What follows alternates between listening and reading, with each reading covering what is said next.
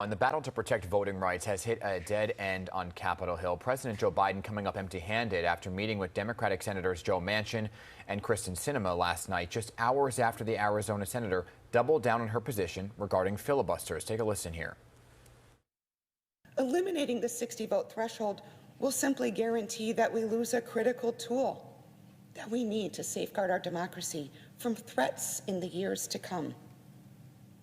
It is clear that the two-party strategies are not working, not for either side, and especially not for the country. So the Senate plans to delay its January recess and take up voting legislation on Tuesday. But is it too little too late? Reverend Al Sharpton was at President Biden's speech in Atlanta on Tuesday and joins us this morning to weigh in on the latest developments. Good morning, Reverend Sharpton. Thanks so much for being with us. Good morning. Good morning. So where do Democrats go from here? I mean, what does this really mean for the future of voting rights? Well, I think that Senator Schumer has said that they're going to convene Tuesday. One of the senators came up with a COVID positive test, so they delayed. And I think they must press forward. We must have a roll call to see who in the U.S. Senate is on the side of Dr. Martin Luther King and those that fought for voting rights, and those on the other side. I think the president said that in his speech in Atlanta that I was at.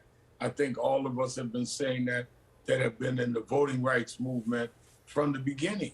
And it seems appalling to me that just in 2006, I was invited to the signing by a president of the renewal of the Voting Rights Act. Right.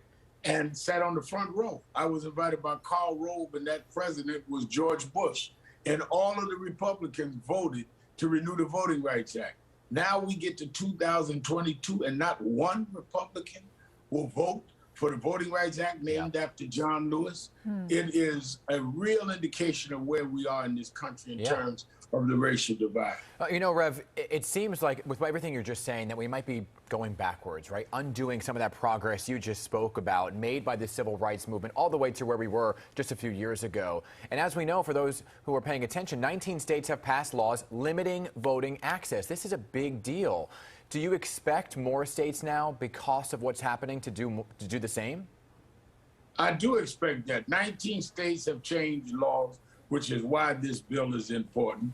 And I think that you have to deal with the fact that Donald Trump and those that follow him that have taken over the Republican Party have a strategy that if they cannot win with numbers, which they have not, that they will win by trying to bring back boundaries as to who could vote or who would have the most impediments to vote. So if you can't win, you cheat. We cannot succumb to that. And to be very clear, this is a battle for who can vote, right, Rev? And then also who counts the vote. It's who can vote. They're coming back on early day voting in terms of being able to go to vote early. They're coming back on drop boxes. But they're also saying in some states that we will choose who the board of elections people would be, which means they will decide who counts the vote. That's nullification. If you can limit who votes and then decide who counts the vote, how do you lose? That's not a democracy. That's a setup. That's an autocracy. So do you feel the Biden administration waited too long to address these voting protections? Absolutely. I've said from the beginning that we should have went with voting rights even before infrastructure, because there's nothing more fundamental to a democracy than to protect the right to vote. So the upcoming midterm elections are key then for Democrats. So what's at stake? The midterm elections are key. History says that usually the party with the White House and the majority loses seats. Right. If the Democrats lose seats, the Republicans will be able to roll the tables and go right into 24. That is frightening. But I'm not worried about the Democrats. I'm worried about the country and what that would mean for the country, which is why we have to fight on. Yeah, and we shall see, to be continued. But, Rev, while we have you here, I do want to turn to some local issues here in New York that we are dealing with. Obviously, we have spoken with you about crime. It's been on the rise since the start of the pandemic. But what are your thoughts about Manhattan District Attorney Alvin Bragg's plan to avoid seeking jail time for specific crimes. I know he came to the National Action Network and he spoke about this. What are your thoughts here? I think that what he's saying is a way that you can really deal with crime. He's saying that we cannot backlog or jam the courts with crimes that should be handled in an administrative way, and we cannot fill the jails with people that ought not be getting jail time for petty crimes. We need that for people that are committing violent crimes, that are running around doing things like gun possession and all that, have records. He's saying let's go after the real criminals rather than just building up data and statistics for arrests that really do not interfere with the situations that we're facing in terms of high crimes, in terms of violence. What about what's going on at Rikers Island? I mean, it's getting worse. We have more reports of violence. We had an inmate talking earlier in our show about how he was so badly beaten. Now he's hospitalized. Absolutely, and well, that had nothing to do with the Manhattan DA, but I think that the problem with Rikers Island is escalating. The question is how we're going to remedy it.